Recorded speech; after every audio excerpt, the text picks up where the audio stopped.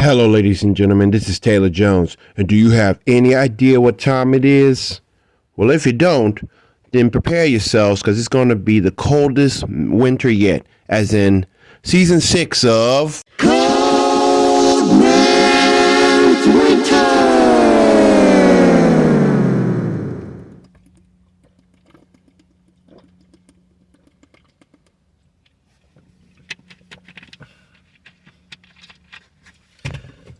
I am your mother, I am your daddy. I am the Negro in the alley. I am the doctor when you need. Want some coke? Have some weed. You know me, I am your friend, your main boy, thick and thin. I am your pusher man. I am your pusher man. Curtis Mayfield from the 1970s. But what does that have to do with a brand new episode of Cold Man's Winter Season 6? Sometimes you have to start off with a song. Think about what's going on around you, especially from the situations that went down. In the Hollywood world, in Black Hollywood, we lost a lot. And I do mean a lot. From soul singers, from Gwen McCrae, known for Rockin' Chair and Funky Sensation, to Mr. Jerry Butler Sr. No, Jr. Only the strong survive. From the Impressions, along with Curtis Mayfield, to a solo artist, to a politician, to Chris Jasper from the Isley Brothers and Jasper Isley Jasper. Caravan of Love, to Roberta Flack, killing me softly with his song. Now she's reunited with Donny Hathaway. And then recently we just lost Miss Angie Stone from the sequence Funk You Right On Up to Love Brother, Strong Brother. Man. And of course, it won't be the same. The sunshine will not be the same without Roy Ayers. My life, my life, my life, my life in the sunshine. But since I had to get that out the way, it's time for me to get down to the real nitty gritty. Because I've been talking about a lot of topics, real life topics. Even put them in a story. And this next topic I'm about to talk about, followed by the fact that the last episode, the link will be in the description bar down below, the description box down below. I want to dig deep on something that we all heard of: revenge.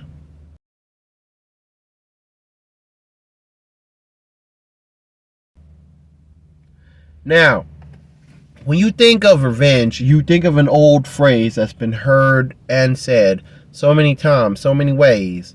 Revenge is a dish best served cold.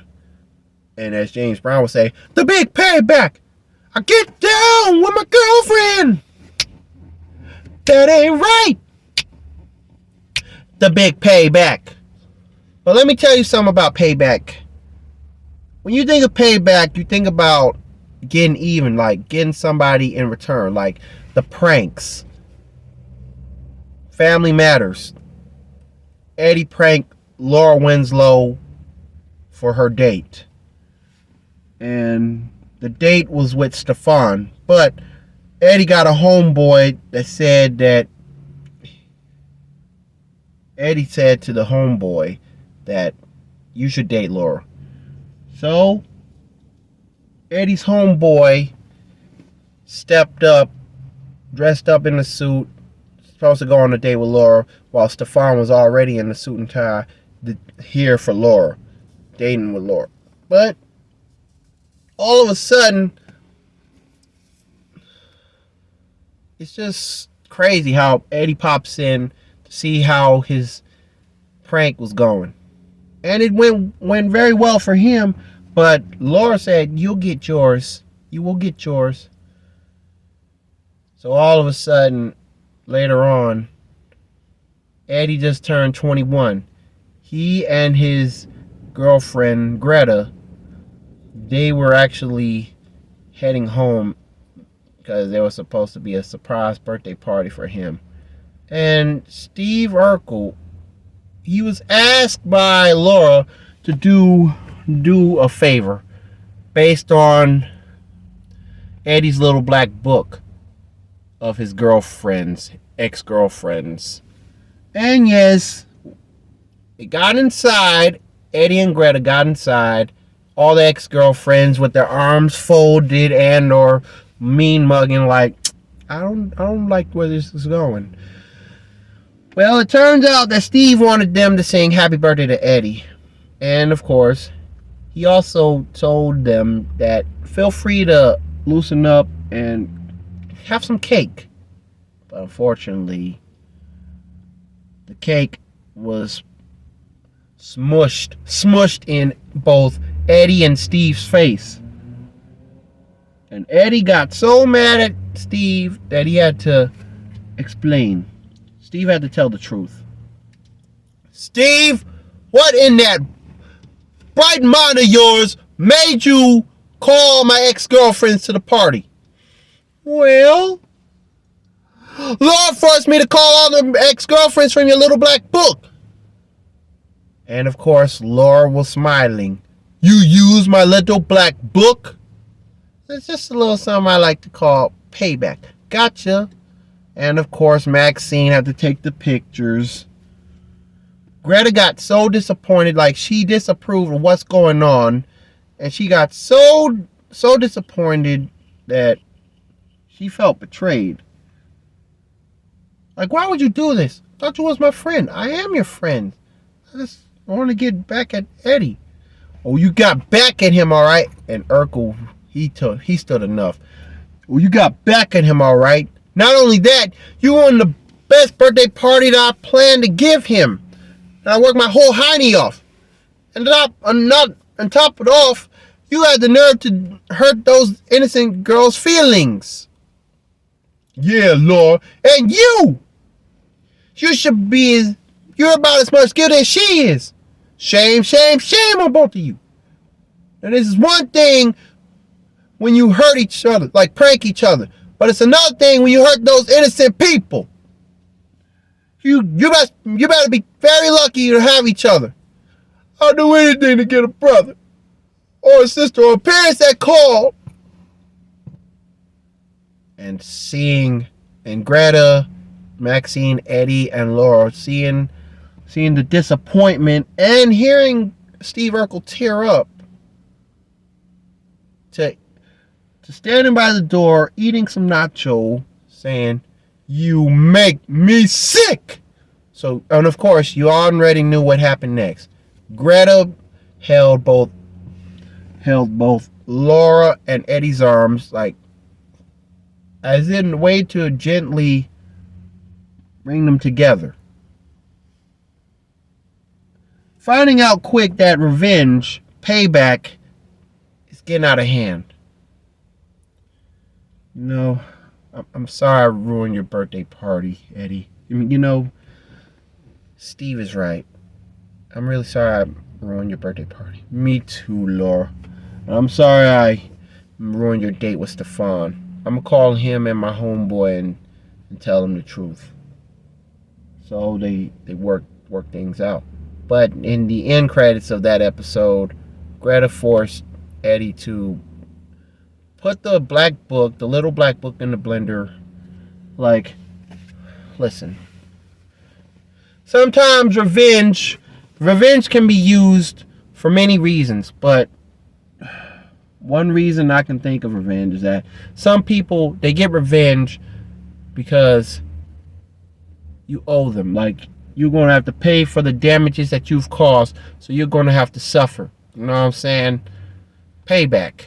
Payback is a double crosser. Family Matters was one good example. Menace to Society was another.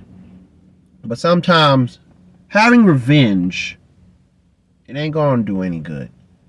Kane jumped Eilena's cousin for dogging out Eilena and being pregnant. And even old dog got involved. But all of a sudden, near the end of the movie, you already know what went down. Eileen, cousin, committed a drive-by. He was the only one with a clean face. The others had ski masks, 2 9mm handguns, two mini Uzis, and a Tech 9. Yo, what's up now, partner? Gunshots. Sharif is dead. Old dog firing back. Big Kansas kept Ronnie close by holding on to her like, duck, get down, while they were inside. And Kane went to save the little kid, but he took a couple bullets.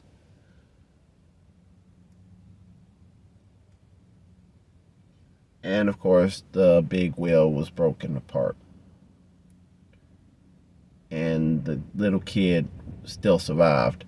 But Kane, he was getting hurt. I mean, he was dying. Revenge is a double crosser. I just think that bad decisions, like Coolio even brought this up. R.I.P. Coolio. He brought it up on songs like I Remember, as well as The Revolution from both It Takes a Thief, debut album 1994, to Gangsta's Paradise 1995, 1 year later. Two Tommy Boy classics. But Coolio's not new to this. He's not new to what went down. The changes that went down. People fighting, fist fights. Now, the person who lost, they get 9mm handguns. Revenge. You jumped me this time, but I'm getting revenge by killing you. Boys in the Hood. Ricky gets killed by the Bloods. Doughboy and the Crips, they get revenge. But Trey, he knew that this was getting out of hand, so he's like, yo, let me out. I don't want any part of this anymore. I changed my mind. I changed my mind. Before Keisha Cole. This is 91. Kudos to Cuba Gooding Jr., Trey Styles, for doing the right thing. Like, you know what? I can't do this. Let me out. I ain't got a weapon. I don't see the point of getting involved. And Doughboy and the Crips, Monster and Dookie, they had to get revenge for killing Doughboy's brother. Drive-by. Look, an altercation came out. Ferris walked by Ricky and bumped him without look. Hey, what's wrong with you? Heck you looking at, Negro? I'm trying to figure out, Negro. The N-word has been called out, and Doughboy, like, when he saw Ricky act a fool, and of course, another thing that really triggered Ferris and the Knuckleheads, the Bloods. The fact that Ricky was wearing a varsity jacket that was blue. The Bloods and Crips, remember? Bloods and Crips. And Doughboy, after seeing Ricky act a fool, he's like, yo, what's up, man? We got a problem here? We got a problem, Negro? Put the gun away, Negro. Can we just have a day when there's nobody getting shot? Shut up, chick. Who you calling a chick? Come on. Yo, screw you, double crosser. And that they like walk around or just walk away. But unfortunately, Mr. Ferris with the Chicago Bulls skull cap and the jerry curl, he scared everybody away with a mini Uzi. Shoot it in the air. Brrr, before Onyx said, throw your guns in the air and buck like you just don't care. But then, the other day, Ricky was found, him and Trey, they were found by the Knuckleheads that had bumped into him like an altercation. That's the double crosser who been talking crap the other night, dude. Where? There? Yeah. Okay, when I say cut, we're gonna run through these houses, okay? Now! Yo, get him, man! Get him! Yo, get him! Come on, man, go! And they just riding around. Yo, I'm telling you, if that double crosser drives through this set one more time, I'm gonna blast his butt. Crap, Rick! Cause Doughboy, he knew why they were riding around, looking for his little brother. And then the night of, after Ricky got shot to death by a shotgun, a double barrel shotgun, Trey wanted revenge, but Fear is like, no, you're my son, you're my responsibility, you're my problem. Give me the gun. Give me the automatic gun, Trey. And see, when you want revenge, what are you trying to prove? Black folks will say, it proves that I'm hard like a rock. Everybody, any race, they will prove one reason why they did it. I'm glad I tell you. Jim Carrey said it. No, it wasn't me. It was the one-armed man. All right, I confess. I'm telling you, I'm glad. You hear me? The Mask, 1994. But back to Boys in the Hood, 1991. Doughboy caught Ferris and his homeboys lacking. The Bloods were lacking, just eating. Talking smack about Ferris's hairstyle. Another thing, when you gonna get rid of that hairstyle? That crap was played out like something from 1980. Screw you, Negro. I ain't letting nobody cut my hair. Just like Samson the strip, like Samson the strength is in my hair. Sheesh. Yo, man. And the shotgun guy, he was just quiet, just like me. Like he was an introvert, like me. Just humiliated over a girl. He was like, he don't want to think about it. But the Bloods, they had a rude awakening because Ferris spotted the golden 64 convertible.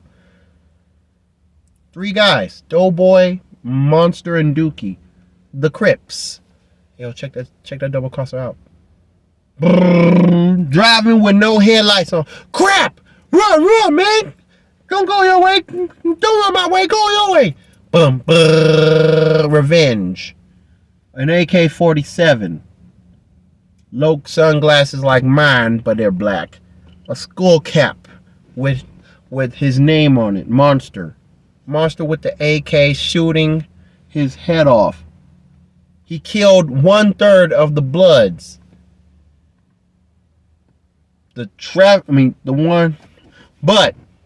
The other two, the 2 survivors, after getting shot in the legs, the back of the legs, it was the shotgun, the man with the shotgun, the double barrel shotgun, and Ferris, the driver. The Crips were mad, like fussing, like, Doughboy, what are you doing? Come on, man, let's go. Let's get out of here before the cops see us. But Doughboy, he took it personal. He killed the guy that killed Ricky. And then the leader of the pack, Ferris. Screw you, man! Screw you! Turn your tail over. Punk tail over. But I didn't do it, man. I didn't pull the dang trigger. Dang you doing? Come on, man. Well, screw you. Boom, boom. Come on, let's get out of here. And Doughboy, he admitted, after spotting Trey, walk to his house, sitting on his porch, this little stairway, realizing that Trey, he did the right thing, and saying you should have been there. You shouldn't have been there in the first place. You didn't want all that to come back and haunt you. But Doughboy knew quick. Everything he did wasn't going to bring him back. Bring his brother Ricky back. And he knew that someday somebody's going to take him out the same way his brother was taken out. But that was the epilogue. Trey decided to get out the hood. Like he said, he wanted to leave the hood after what went down. The next day, Doughboy saw his brother buried. 2 weeks later, he was murdered. In the fall, Trey went to Morehouse College in Atlanta, Georgia, with Brandy across the way at Spelman College. Boys in the Hood increased the peace. Meanwhile, years before, Colors, there was a lot of things going on.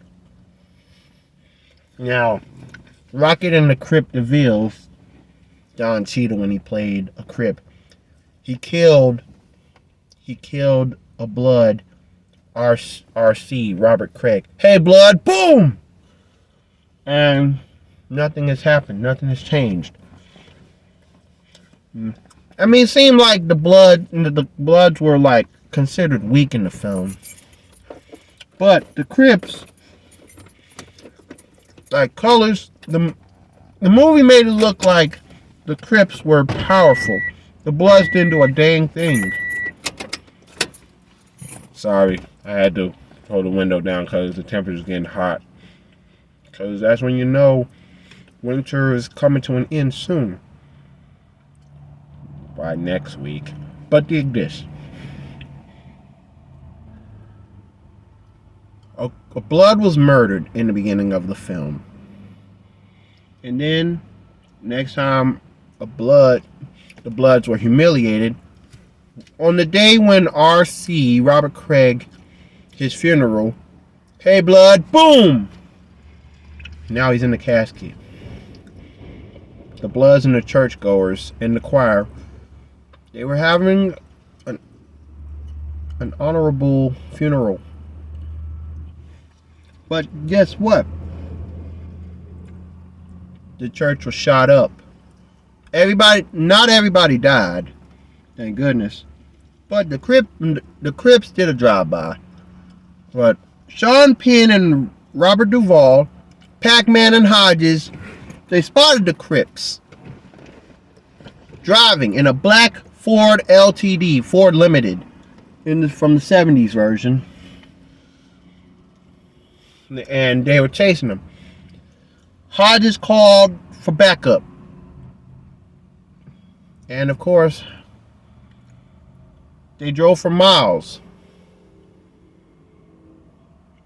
And the chase ended in the city of Watts when Pac-Man bumped his car to the Ford LTD. The Ford LTD Limited was tilted sideways, still running, but the car exploded. The female Criplet that was driving the car, the Crip number 1 with the mini Uzi, and Crip number 2 with the shotgun, they all died. But the Crips were still taking over. And guess what? The Crips went way too far. When they decided to do a drive-by at a house party with the Latino Mexican gang, the 21st Street gang, which included Frog, his little brother, but his little brother, he didn't join the gang until later on in the scene.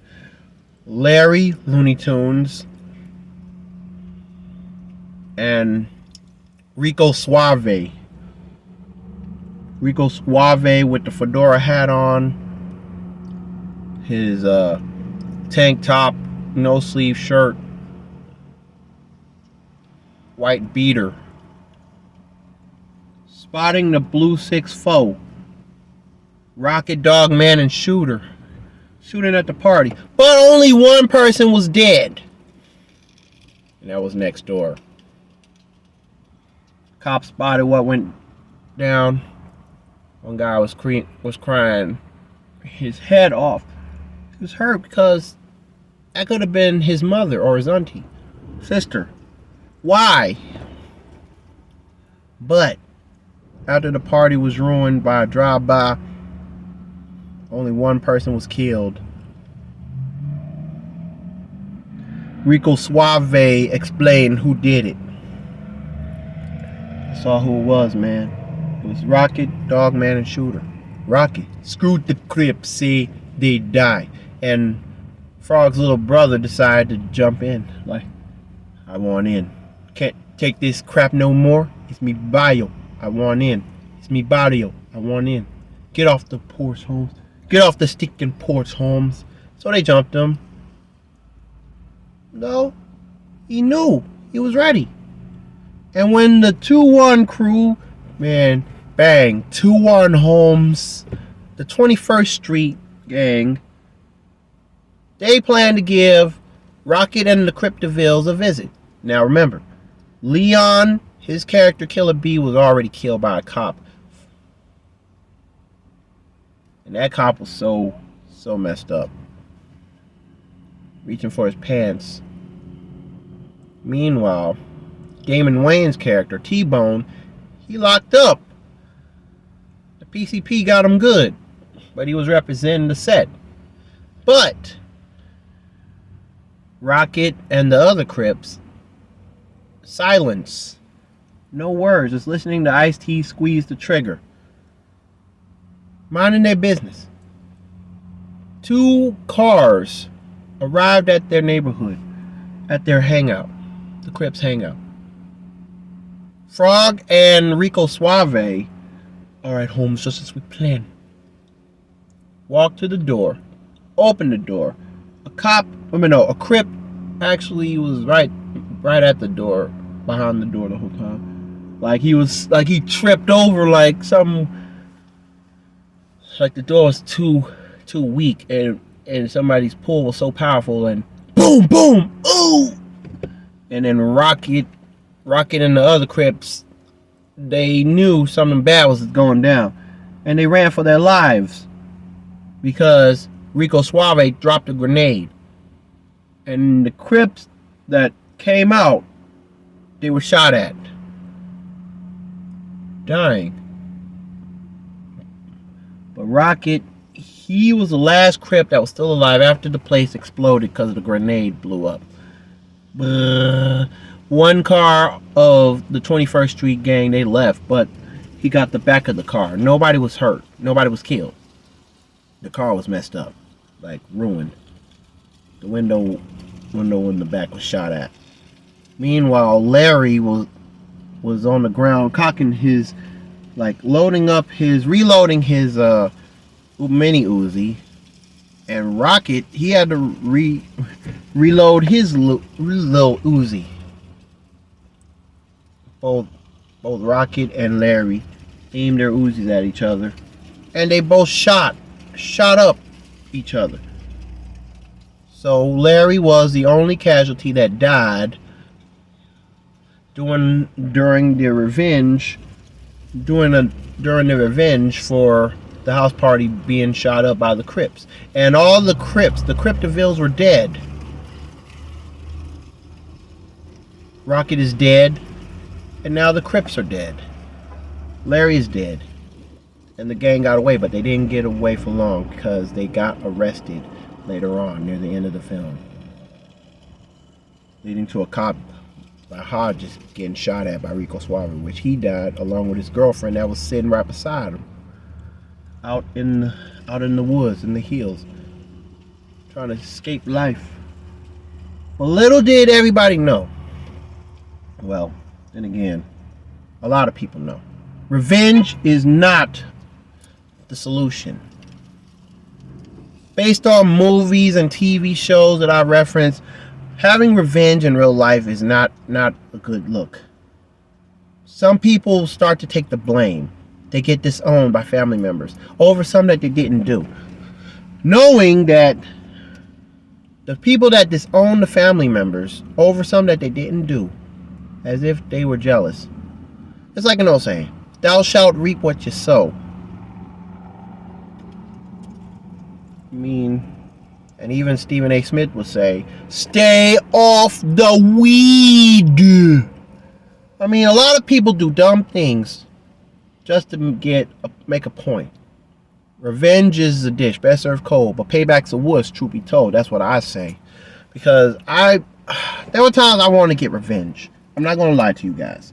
I want to get revenge. But I found out quick, there's no such thing as a good revenge.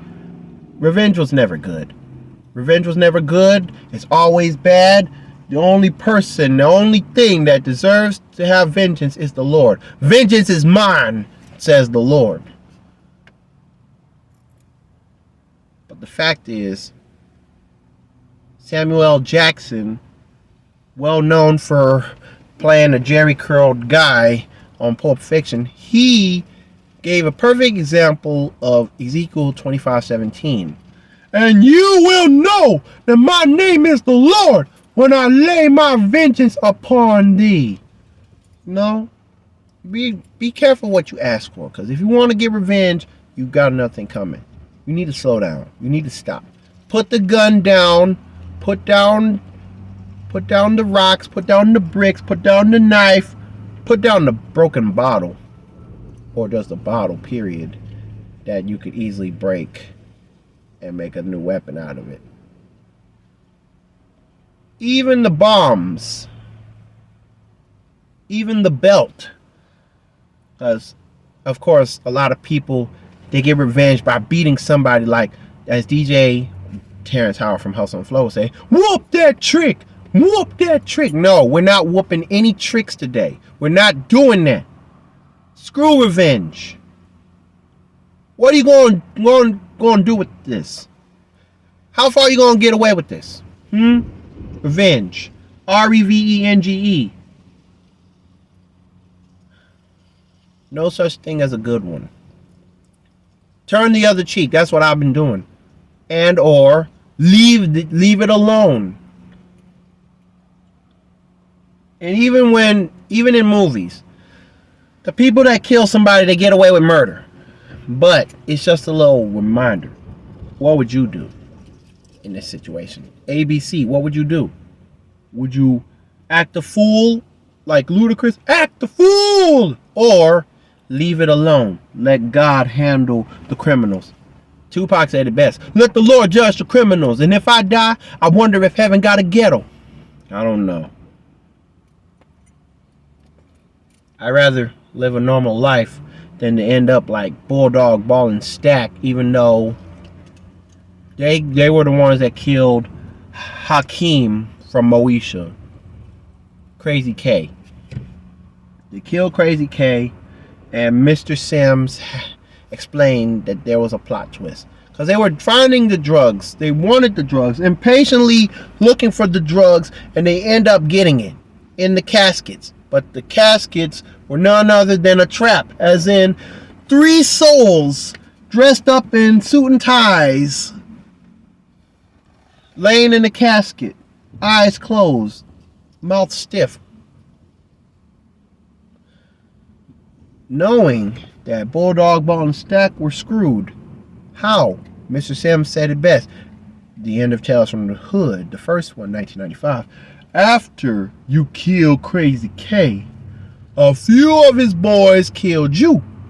I guess you didn't make it. So, the night when Crazy K got killed, some random homies, Crazy K's crew, out of nowhere, attacked him, murdering them for killing their homeboy, Crazy K. I mean, revenge comes in mysterious ways, but the way it's done, you've seen it in movies. It ain't new. Revenge is nothing new. Even when it came to Hoodlum, when Lawrence Fishburne, Bumpy Johnson, killed Officer Foley for taking out his cousin, Illinois. Put a corkscrew, an air screw in his nose, blew up his eyes, and hang him with a chain like a noose, with a sign that says "No more secrets." And the guy told Bumpy what went down. The guy told Bumpy what went down. He knew that the description was really, really familiar. Really easy to know who did it. And Officer Foley had his neck slit for killing his brother. And Bub was confronted by Bumpy. Did you kill my brother? No, heck no. You owe me. You owe me, young man. So, remember, revenge is too much to handle nowadays. Because if you get involved in revenge, like if you got involved, You become the bigger victor, the Victoria, the queen, the king. After getting taking out somebody, it's gonna come back and haunt you. Whether you're traumatized, locked up for life, and or murdered. Murder was the case that they gave you. Murder. Well, I'd rather be calm and like, you know what? To heck with it. Let him have it. What are you doing? You a sissy. You a sellout. Maybe so. But I ain't gonna waste my life. I ain't gonna have my own blood being spilled. I'm not gonna be living behind bars. I don't want none of that to go down, alright? You got a problem with that, you do it your dang self. And see where I'm going with this.